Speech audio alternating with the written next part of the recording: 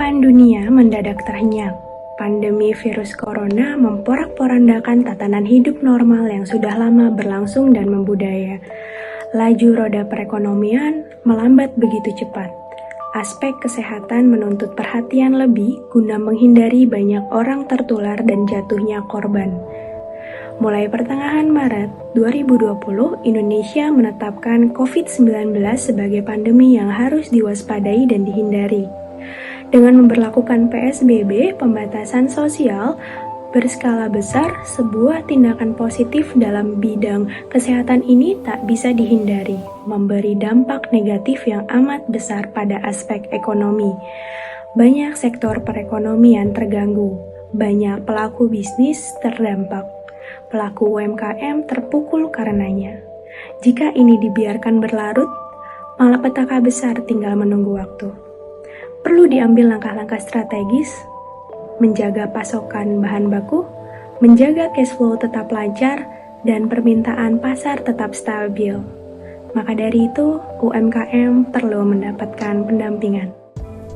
Salam Jumat sahabat UKM, pada kesempatan ini saya, Ketua Umum HIPI Suryani Sidikmotik, ingin menjelaskan apa saja yang dilakukan atas kerjasama HIPI dengan PPI. HIPI adalah organisasi Himpunan Pengusaha Pribumi Indonesia yang didirikan pada tahun 1975. Pada saat itu niatnya adalah bagaimana membantu pengusaha-pengusaha pribumi atau pengusaha Indonesia untuk bisa naik kelas.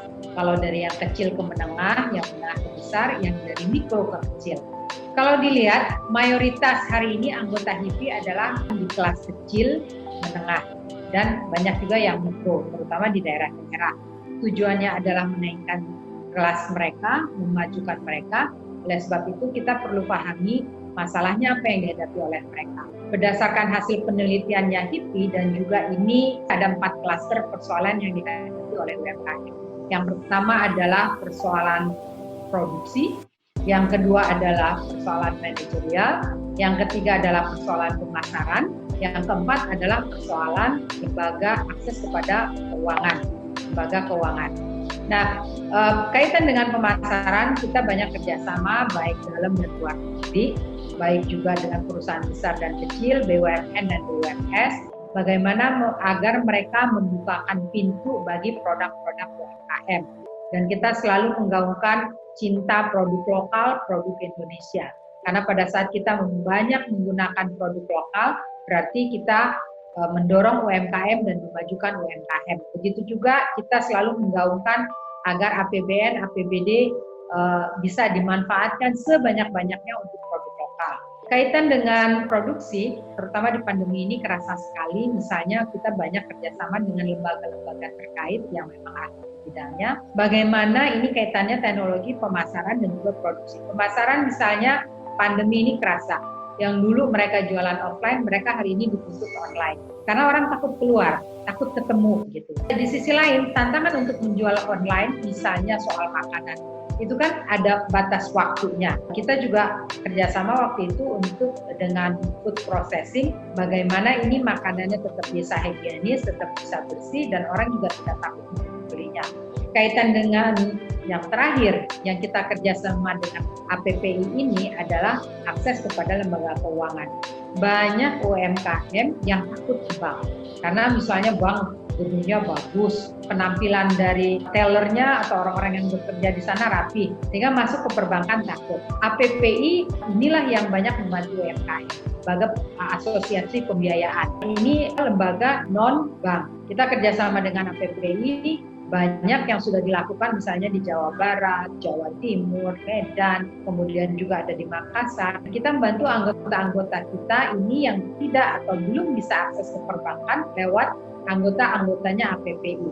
Membantu dalam hal pendanaan, pembiayaan untuk produk-produk mereka. Bahkan sebagian kalau memang produknya itu bagus, ada juga yang didorong membantu diakseskan untuk ekspor. Demikianlah yang ingin saya sampaikan, beberapa program yang dilakukan oleh HIPI dan juga dilakukan oleh APPI. Semoga informasi ini bisa memberikan wawasan tambahan dan akses kepada teman-teman UKM di seluruh Indonesia. Terima kasih. Assalamualaikum warahmatullahi wabarakatuh. Shalom, Om Swastiastu, Namo Buddhaya. Salam jumpa sahabat-sahabat UMKM. Tadi kita sudah mendengarkan Ketua Umum HIPI, Himpunan Pengusaha Pribumi Indonesia, Ibu Suryani Motik, menjelaskan apa itu HIPI dan kapan berdirinya HIPI. HIPI merupakan suatu organisasi yang sangat peduli akan sahabat-sahabat UMKM. Dan tentunya saya sebagai salah seorang pengurus HIPI, salah satu ketua bidang permodalan dan keuangan, yang pada saat bersamaan saya juga menjadi ketua umum Asosiasi Perusahaan Pembiayaan Indonesia sejak tahun 2013, sangat peduli juga dengan pertumbuhan dan perkembangan UMKM. UMKM di Indonesia saat ini pelaku usahanya kita ketahui lebih dari 100 juta. Dan perlu kita ketahui bahwa pelaku UMKM mempunyai peranan penting untuk pertumbuhan ekonomi Indonesia. Sahabat-sahabat UMKM, situasi pandemi COVID-19 mempunyai makna tersendiri bagi kita semua, bagi seluruh pengusaha yang ada di Indonesia, terkhususnya pengusaha UMKM. Pengusaha UMKM banyak terkena dampak dari COVID-19 ini akibat banyak daerah yang melakukan PSBB. PSBB tentu mempunyai pengaruh yang luar biasa. Di Bali, para pelaku sahabat-sahabat UMKM yang berkecimpung di industri pariwisata terkena dampaknya luar biasa. Para sahabat UMKM yang berkecimpung di industri transportasi, kuliner, rental, dan lain-lainnya terkena dampaknya. Nah, inilah yang memang kita tidak antisipasi karena COVID-19 datang dari seluruh penjuru dunia. Indonesia juga tidak lepas akan situasi yang ada. Nah, sahabat-sahabat UMKM, situasi ini tentunya mempunyai dampak yang tidak sedikit. Pertama, usaha-usaha sahabat-sahabat UMKM pasti akan terkena dampaknya. Ada usaha yang mungkin tidak terkena dampaknya tetap meningkat. Ada usaha-usaha yang terpaksa harus tutup.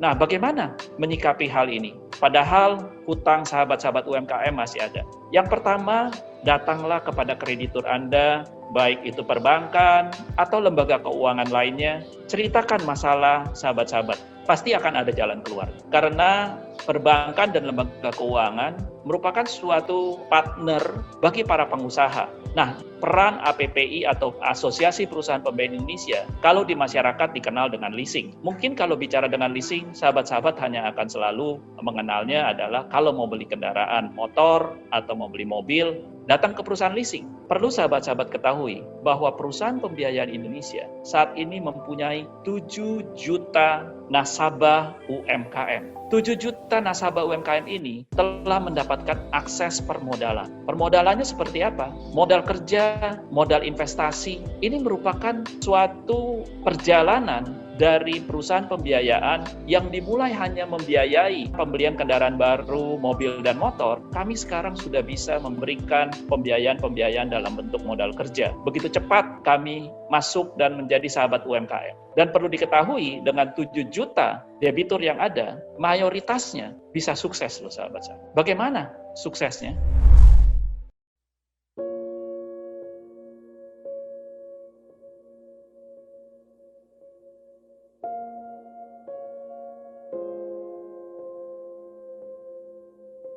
Dulu, saya ibu rumah tangga sebagaimana mestinya. Tinggal di rumah, fokus membesarkan dan mendidik 2 anak perempuanku.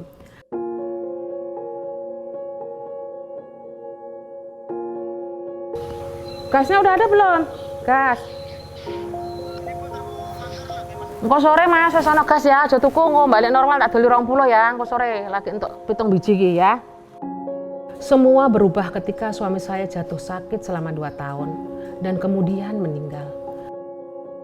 Menyisakan saya dan anak-anak saya yang masih duduk di bangku sekolah. Semua dimulai dari titik jatuh saya. Ditinggal pergi suami, seakan separuh jiwaku pergi. Tapi saya tahu, saya tidak bisa berhenti.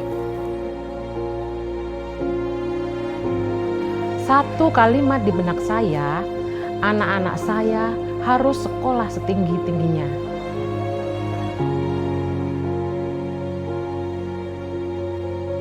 Mas, untuk sementara daripada nggak ada gas, kamu mau nggak harganya 22 nih, saya ambil sama tetangga 22, dari tetangga kan 20. Tak anterin kamu 22 mau nggak? Semua jenis usaha saya coba, mulai dari usaha laundry kiloan, usaha mie ayam, buka arisan paket lebaran. Pembelajaran itu tertanam di hati dan pikiranku. Saya menambah kredit motor lagi, mulai dari awal. Pertama 2 motor, 3 motor, sampai akhirnya 10 motor. Semua tujuannya sama, bagaimana saya bisa menghidupi keluarga saya dan keluarga-keluarga lain di sekitar rumah saya. Saya tidak bisa berhenti di sini. Alhamdulillah, semua bisa dilewati berkat pembiayaan motor dari Mega Central Finance. Semua berkat MCF. Bisnis depot isi ulang saya bisa maju pesat. Permintaan bahkan sampai 400 galon. Udah pasti karyawan saya nambah. Dan udah pasti saya butuh motor lagi.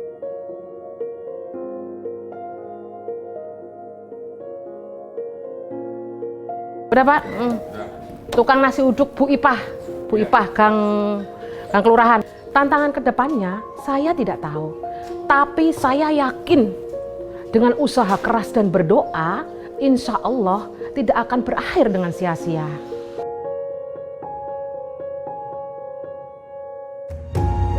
Kalau ada yang bilang, wanita bisa apa? Ya saya jawab, wanita bisa segala-galanya.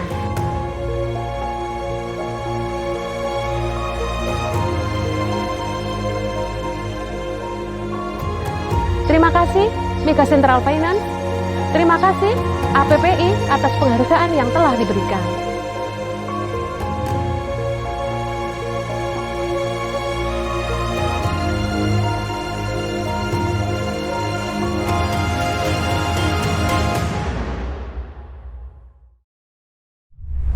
Nah, tentu suksesnya itu berbagai macam cara. Sahabat-sahabat mungkin baru saja melihat video yang ditayangkan dalam program ini. Kami menayangkan seorang ibu rumah tangga, Ibu Nurasia, yang ditinggal oleh suaminya karena sakit keras sehingga suaminya harus meninggalkan keluarga dan Ibu Nurasia harus bekerja membanting tulang untuk menghidupi keluarga, khususnya beliau dengan anak-anaknya, dan dengan hanya uang yang tidak seberapa beliau membeli kendaraan sepeda motor. Beliau sangat disiplin. Beliau tahu bahwa beliau mempunyai hutang. Sepeda motor yang dibeli tidak dipakai untuk kebutuhan pribadi, tetapi beliau berpikir untuk menghidupi keluarganya, beliau memulai dengan usaha atau menjual jasa untuk mengantarkan gas LPG 3 kg. Dengan hanya bermodalkan uang yang tidak seberapa, mengantarkan gas LPG kepada tetangga-tetangganya, terus meluas kepada daerah-daerah yang lebih luas lagi, beliau bisa mendapatkan keuntungan, dan dari keuntungannya, beliau melipat gandakan dengan membeli sepeda motor berikutnya, sehingga beliau bukan hanya berusaha gas LPG 3 kilo, kebutuhan akan rumah tangga, kebutuhan lainnya juga disuplai oleh Ibu Nurasia. Dan beliau bisa berhasil, mulai dari nol dan bisa menyekolahkan anak-anak. Ini adalah suatu kunci sukses rahasia bahwa jika kita mau berusaha, pasti ada jalan. Nah, jalannya seperti apa? Saya ingin memberikan tips beberapa kepada sahabat-sahabat UMKM. Mungkin sekarang kita bingung, mungkin sedih, usahanya juga dalam keadaan yang tidak baik atau menurun. Tetapi yang pasti, tidak ada kata lain. Jika sahabat-sahabat gagal, pasti akan ada saatnya di mana kita bisa sukses dalam menjalani hidup kita. Kunci sukses gampang, sahabat-sahabat. Jika ingin menjadi debitur perusahaan pembiayaan, pertama, ambillah pembiayaan sesuai kebutuhan dan kemampuan sahabat-sahabat. Kedua, sisihkanlah uang untuk membayar cicilan, bukan disisakan. Jadi, sisihkan bukan sisakan. Ketiga, janganlah menunggak. Berusahalah, kita jujur, jadilah kita sahabat perusahaan pembiayaan. Jika kita lagi sulit, kita datang, kita berdiskusi bahwa oke, saya tidak bisa membayar cicilannya saat ini, bisa nggak sih dikurangi dulu cicilan kita sambil saya mencari usaha lainnya. Nah, inilah suatu komunikasi yang terjalin. Sebab kalau berhutang, itu bukan kita berdiam diri, karena perusahaan pembiayaan atau lembaga keuangan itu adalah partner sahabat-sahabat UMKM. Datang dengan jujur menjelaskan situasinya, janganlah sampai sahabat-sahabat masuk dalam daftar hitam sistem layanan informasi keuangan. Karena saat ini semua data-data daripada peminjam di Indonesia, semua sudah terkoneksi dalam sistem layanan informasi keuangan. Nah, jika menjadi debitur tercoreng, namanya menjadi masuk daftar hitam, akan sulit untuk mendapat pinjaman pinjaman berikutnya.